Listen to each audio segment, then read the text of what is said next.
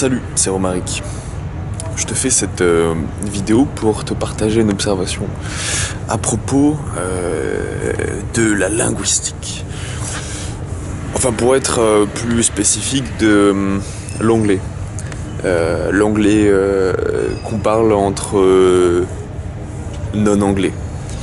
J'ai remarqué qu'il y avait une assez grosse fracture, à mes yeux, entre les gens dont l'anglais est la langue maternelle et les autres. Je dis fracture, c'est peut-être un peu violent.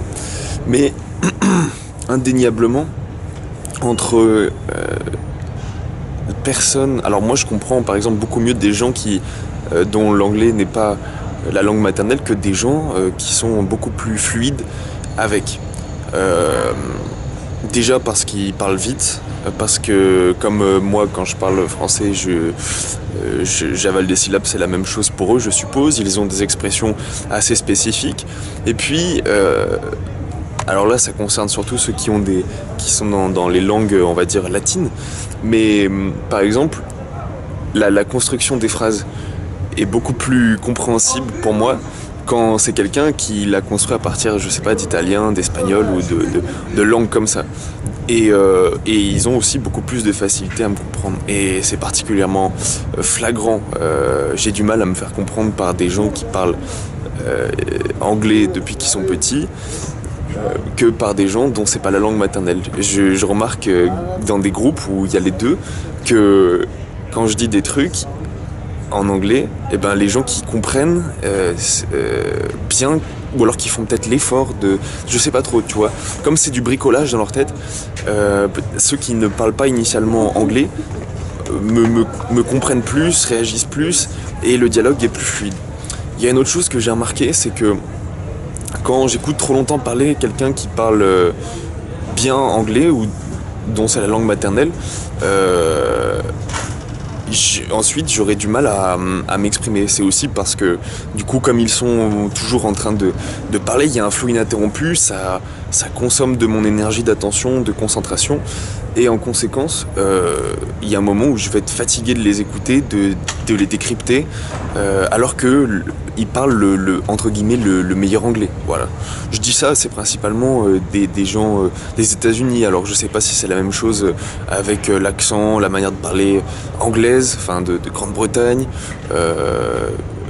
Mais en tout cas oui, avec les Américains, les Australiens, etc. Des fois j'ai vraiment du mal à me concentrer. Et je pense qu'il y a une nouvelle langue, un nouvel anglais qui va émerger, un anglais un peu composite qui existe déjà en fait, mais qui n'est pas formalisé, et qui ne peut pas l'être.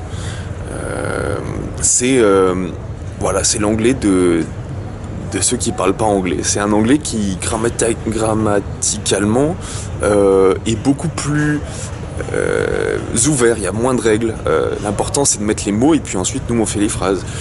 C'est pas grave si tu oublies un S, c'est pas grave si je dis un S quand tu es à la troisième personne, c'est pas grave quand tu mets pas les mots dans le bon sens. L'important c'est qu'on identifie les différents mots qui composent la phrase et ensuite on peut déduire ce que ça veut dire.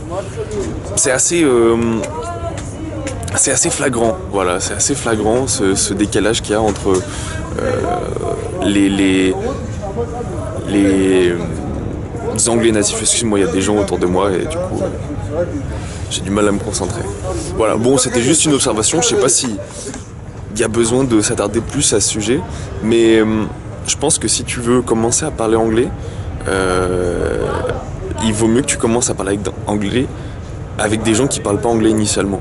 Et si tu veux bien parler anglais, il vaut mieux que tu parles avec des gens, des Américains, des Australiens, etc. Parce que tu auras une courbe de progression peut-être plus difficile. Quand tu vas commencer à parler avec eux, tu vas rien comprendre. Mais au moins, tu auras vraiment la bonne source. Moi, mon anglais, mon accent, il s'améliore très très lentement, mais c'est pas la question. Mais la manière dont j'ai de construire les phrases, la manière dont j'ai de m'exprimer généralement en anglais, elle progresse, mais je sais pas si elle progresse dans le bon sens. Parce que je prends les erreurs de toutes les différentes langues, de tous les différents dialectes, et j'en fais quelque chose dans ma tête de spécifique. Voilà. Donc je pense que je deviendrai jamais meilleur en anglais, peut-être un petit peu si je passe du temps dans des pays anglophones, mais Voilà, je pense que mon anglais va grossir en termes de volume, mais voilà, je vais faire plus dans la quantité que dans la qualité. Voilà, sur ces réflexions, je te souhaite une belle après-midi, une belle journée, plein de belles choses. Salut.